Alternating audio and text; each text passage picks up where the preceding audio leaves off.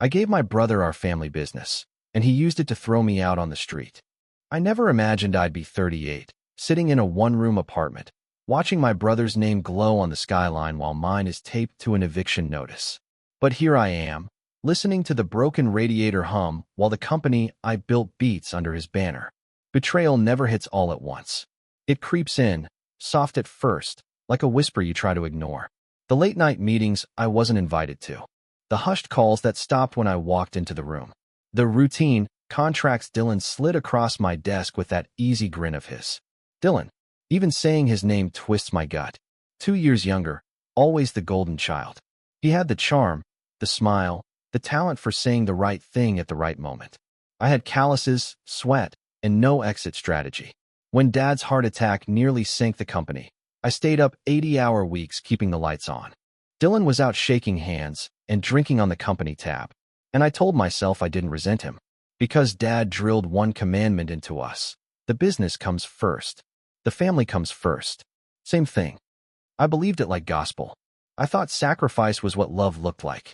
Now I know better. I should have seen it coming years ago. Dylan's always been the showman. When we were kids, he charged the neighborhood kids $5 to watch him do cannonballs off the pier. Spent the money on sneakers and bragged all week. Meanwhile, I was patching fences and cleaning up after Mom's breakdowns. That pattern never stopped. Dylan took, I gave. I carried that role into adulthood like it was tattooed on my skin. When Dad died, our small logistics firm was drowning. I pulled it back with my own hands. And the moment it started breathing again, Dylan swooped in with his smile, ready for the spotlight. I thought, maybe working together would finally make us brothers. God, how naive I was. The night that sealed my fate still burns in my head. It was past midnight, papers scattered across Dad's old desk. Dylan leaned back, hands behind his head, and said, "You've done the heavy lifting. Let me take us to the next level. I've got connections. All I need is your trust." And like a fool, I gave it to him. Signed everything without blinking, because he was my brother, and I couldn't imagine looking into his eyes and seeing anything but family. But I was wrong. I wasn't family to him. I was a stepping stone. Now, sitting in this cramped apartment, I can't stop asking myself, when did my brother stop being my brother and start seeing me as the enemy? Growing up under our roof felt like living in two different families. If you were Dylan, the world bent toward you like sunlight chasing a flower. If you were me, you stayed in the shadows, the one who made sure the lights stayed on, but never got thanked for paying the bill. My first memory of that divide is seared into me. I was 7, Dylan 5. Christmas morning. I'd saved for months to buy Mom a cheap necklace from the drugstore. I wrapped it with leftover paper, tape sticking out like scars. Dylan had nothing, until he grabbed a crayon 10 minutes before gifts. Mom opened my present with a polite nod. Then she held up his scribbles like they were Picasso. "Such talent," she beamed. "You're going places, Dylan." I stood there clutching ripped paper, wanting to ask, what about me? But in our house, effort didn't matter. Charm did. Dad was harder to read. A man of few words, cigarette dangling, oil-stained hands. When I helped him in the garage, he'd grunt, a nod that meant good enough. But when Dylan wandered in bouncing a ball, Dad lit up. "Look at this kid. He's got spirit." That was the word for Dylan. Mine was responsible. He got special. I got steady. And I believed it was noble to carry the weight so he could fly. I didn't see it was a life sentence. School made it worse. I kept my head down, grinding through homework. Dylan charmed teachers into excuses, made the class howl with laughter. When he forgot his lunch, I gave him mine. When he fought, I took the blame so Mom wouldn't scream at him. One night, I overheard my parents. Dad's voice was low, Ryan's steady. "He'll be fine. Dylan's the one we need to push. He's got potential." Those words branded me. Steady. Fine. Background noise. The safe bet. They didn't mean it cruelly, but love doesn't always come with bruises. Sometimes it's just absence. By our teens, Dylan was already the golden boy. Girlfriends, parties, a swagger that drew people in. Me? I worked weekends at the shop, stacked shelves, brought home money. When Dylan snuck out and crashed Mom's car, it was boys will be boys.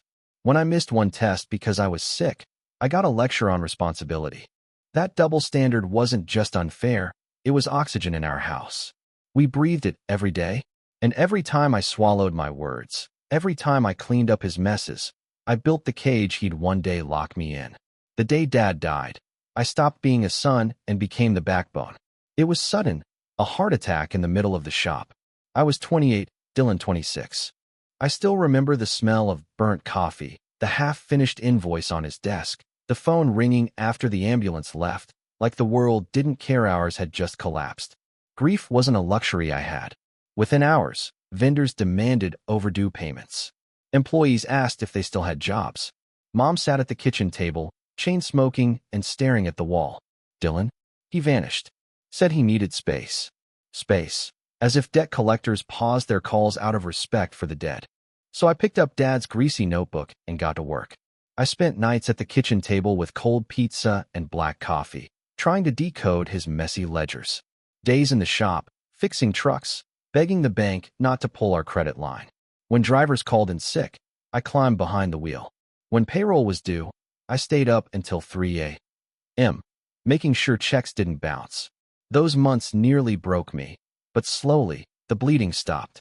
I learned logistics by fire, rebuilt our reputation one sleepless night at a time. And just when the company could finally breathe, Dylan strolled back in.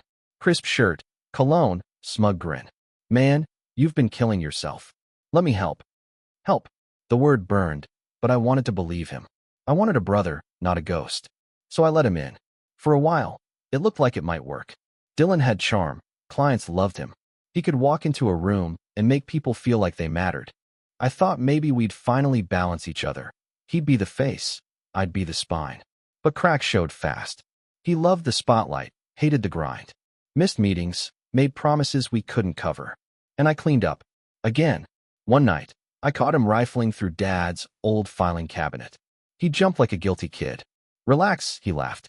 Just feeling nostalgic. God help me, I wanted to believe him. Mom only fed the imbalance. She lit up every time Dylan brought her flowers, ignoring that I was the one paying her bills. He's got charisma, she'd sigh, like she was describing a movie star. Meanwhile, I was warning her we might lose the warehouse. But I stayed silent. Swallowed it like always. And for a while, it worked. The company grew. Investors came. Dylan opened doors I couldn't. I kept the wheels turning in the trenches, convincing myself that was enough. What I didn't know? Every signature I scribbled on papers he slid my way, every blind nod of trust, was another brick in the trap he was building for me. For a while, it almost felt like we'd made it. Contracts got bigger, trucks gleamed like new, the office buzzed with an energy I hadn't felt since Dad was alive. Driving past the warehouse, I'd see our logo on rigs lined up like soldiers, pride burning hotter than exhaustion. Then the investors came, slick men in tailored suits, smiles too white to be real. They weren't there for me.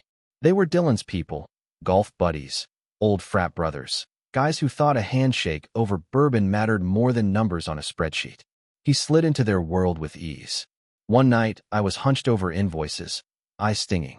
Dylan strolled by, tie loose, hair perfect. Don't kill yourself, he grinned. I just closed a $250,000 deal. Drinks tomorrow? He said it like we were equals. I wanted to believe that. So when he dropped papers on my desk, just a formality, sign here, I didn't argue. Another signature felt like nothing. I should have read them. God, I should have. At the time, it felt unstoppable. Dylan shaking hands and making promises, me buried in logistics, keeping the wheels greased. Face and spine. That's how I thought it worked. The first warning came from Frank, an old-timer who'd worked with Dad since forever. He caught me in the break room while my leftover Chinese spun in the microwave. You watching what your brother's doing? His voice was low, like we were plotting a heist. What do you mean? Contracts. Lawyers. Saw him in a hush-hush meeting last week. He squinted at me like he wanted to say more, but didn't. I laughed it off, too fast. It's Dylan. He's just networking. But my gut tightened. I'd noticed the late-night phone calls outside, the folders locked in his desk. I just didn't want to believe what it meant. Then came the dinner. He invited me to celebrate. A steakhouse with dim lights and waiters who hover too close. He ordered wine without asking, raised his glass. To the future, he said. I forced a smile. The future, huh? He leaned in, voice smooth as oil. You're the backbone, Ryan. Everyone sees it. But I can get us into rooms you'll never walk past. Investors trust me. It's just how it is. You handle operations, I'll handle strategy. It sounded harmless. The roles we already had, just formalized. I nodded, too tired to fight. What I didn't see then, strategy meant control. And while I stayed buried in the grind, he was rewriting the rules in ink. Weeks later, I noticed little shifts. Clients I'd built from scratch called him, not me. Emails stopped including my name. Bank envelopes arrived sealed with his initials. Relax, he'd laugh. You hate paperwork anyway. And I told myself it was fine. Because the money flowed. Because mom finally bragged about her boys. Because employees got new equipment and steady pay. Success is a hell of a drug. It silences the voice in your head screaming that the ground is already moving under your feet. The first time I felt it, that sharp edge of being pushed out, was in a boardroom that no longer felt like mine. We'd landed the biggest contract of our lives, the kind of deal Dad used to dream about. I walked into the meeting ready for handshakes, maybe a rare moment to breathe after years of grind. Instead, Dylan sat at the head of the table, his name on the slides, his voice owning the room. Every time I spoke, he cut in with a joke, smoothing over my words like they were rough drafts. By the end, the clients were laughing with him, shaking his hand, barely glancing at me. It burned. The deal existed because of my planning, my sleepless nights. But walking out of that room, you'd think I was just tagging along. That was the first sign. The second came at the bank. I went to deposit a check. The teller pulled up the account, hesitated. Sorry, sir. This requires an authorized signature. Authorized? I'm the owner. She turned the screen. There it was, Dylan's name first, bold. Mine smaller, second. I left with the check still in my hand, an icy pit in my stomach. That night I confronted him. What the hell did you do to the accounts? He didn't flinch. Leaned back in his chair, twirling a pen. Relax, man. Just restructuring. Makes investors comfortable.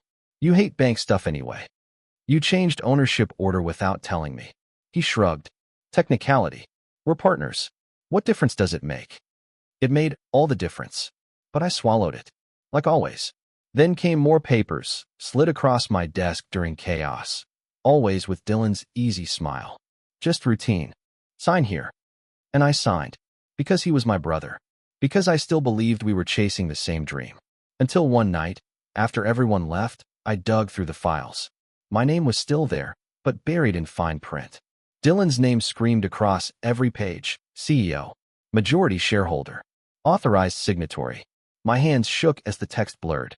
Frank's warning rang in my head. The pity in his eyes. He'd seen this coming. The betrayal wasn't a single bomb. It was poison in the water. Every day, a little more of me disappeared. Access codes stopped working. Meetings were scheduled without me. Employees I'd hired reported directly to him. Not because they didn't respect me, but because Dylan made siding with him feel like joining the winning team. And everyone loves a winner. One night, I had dinner at Mom's. She poured wine, smiling. I'm so proud of Dylan, she said.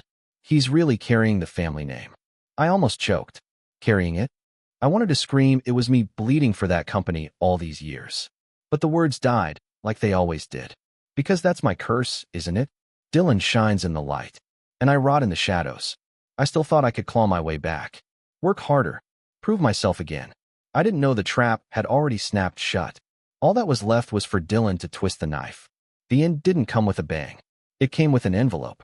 A thick, cream-colored letter slid under my office door on a Tuesday morning.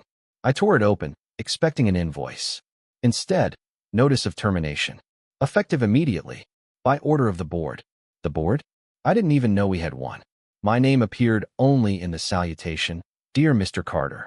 No title, no ownership, just a cold dismissal. I stormed into Dylan's office, letter clenched in my fist. He was there, feet on the desk, laughing on the phone. When he saw me, he held up a finger like I was an interruption. I slammed the letter on his desk.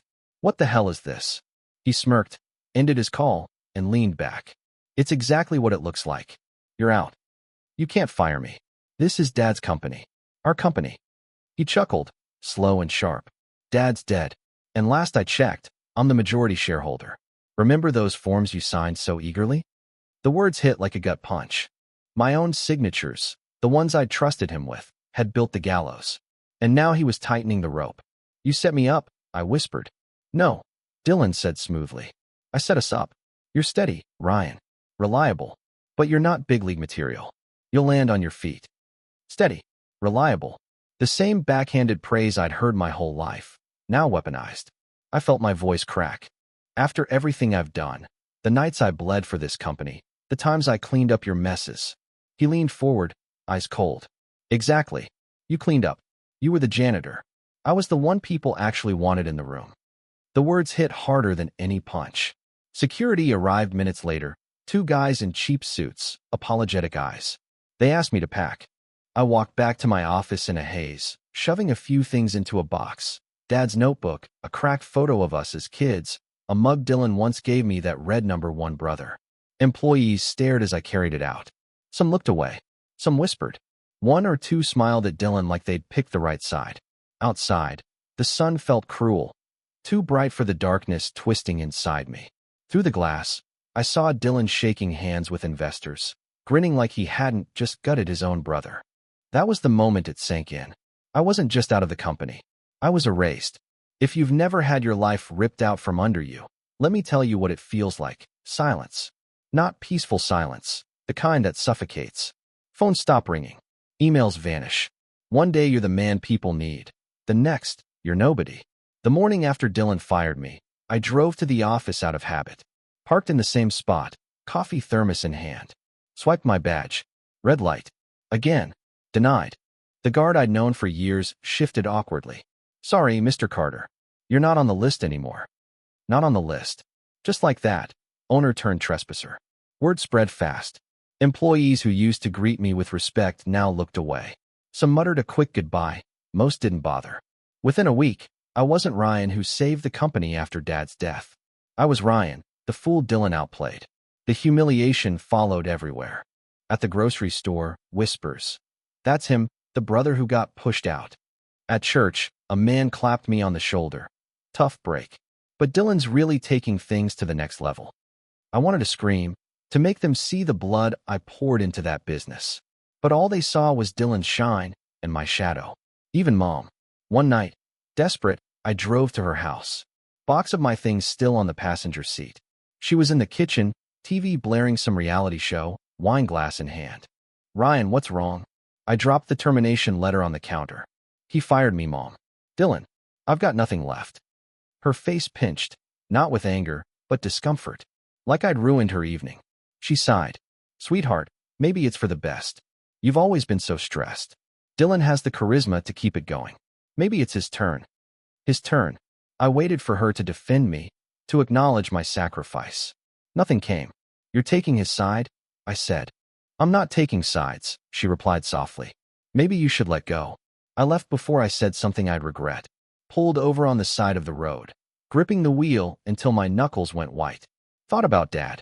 About the years I'd spent killing myself to honor his name. About Dylan calling me the janitor. About Mom, sipping wine, saying maybe it was better this way. That night was rock bottom. Sitting in the dark, engine humming, wondering if my whole life had been a prelude to being discarded. Days blurred after that. Eviction notices piled up. No paycheck, no rent. Savings drained. Friends stopped calling. Funny how people orbit you when you're useful. The moment you fall, they scatter. The only thing that stayed was the bitterness, clinging to me like smoke. And everywhere I turned, Dylan thrived. His photos smiling from business journals. Local entrepreneur expands family business. As if I'd never existed. I cut that article out. Not to keep. To remind myself, the brother I protected my whole life had finally erased me. And sitting in that cramped apartment, staring at the clipping, I realized something. I had a choice. Stay erased, or finally step out of the shadows. Clarity doesn't come with thunderclaps. It sneaks in quietly, like a flicker in a dying bulb that suddenly steadies. For me, it happened one morning as I stared at the eviction notice on my door. Cold coffee in my hand. And for the first time in months, I wasn't scared. I'd already lost everything. Job, reputation, my family's respect. There was nothing left for Dylan to take. And in that emptiness, one thought burned. If I've got nothing left, I've got nothing to lose. I pulled Dad's old notebook from the box on my counter.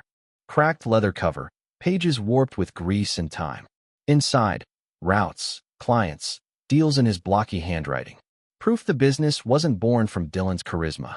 It was built on sweat and sleepless nights, the kind I'd lived for years while he schmoozed. And Dylan had underestimated me. He thought pushing me out erased me. He forgot I remembered everything. That week, I started making calls, quietly. Frank, the old-timer who'd warned me months before. 2 drivers who still answered my texts. Even a vendor Dylan had stiffed, his voice sharpening with interest when I said the word mismanagement. Piece by piece, a picture emerged.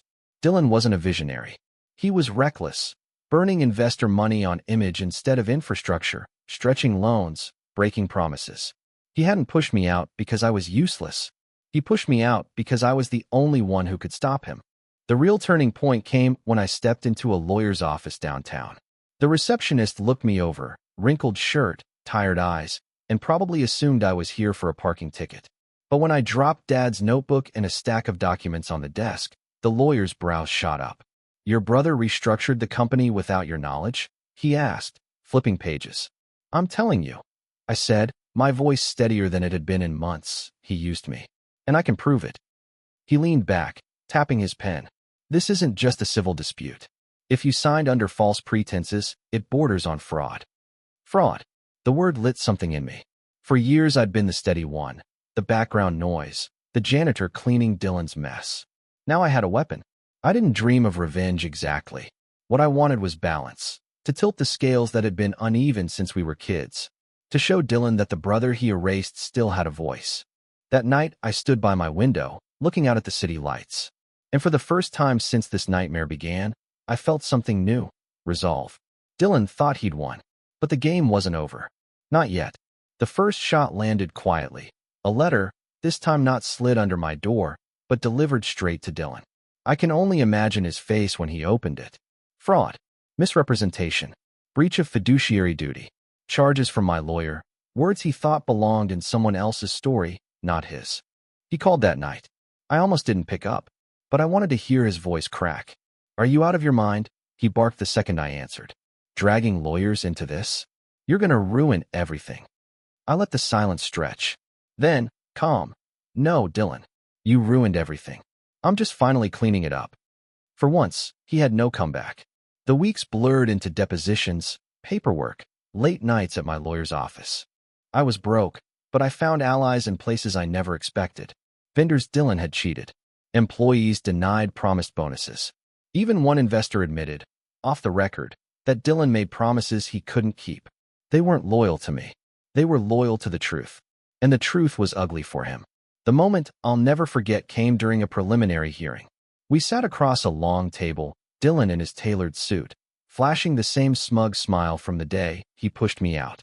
But when the judge asked for documentation, my lawyer slid Dad's grease-stained notebook across. The smirk faltered. "Those pages, routes, accounts, the foundation of our business, proved the empire wasn't his invention.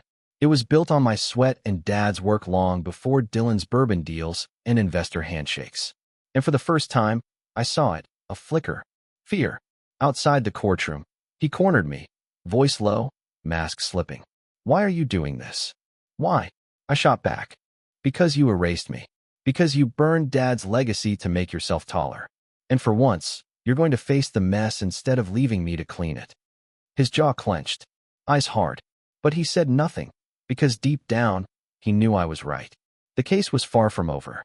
Legal battles drag on, money bleeds, patience wears thin, but I wasn't small anymore. For the first time, I wasn't the steady, silent brother taking punches.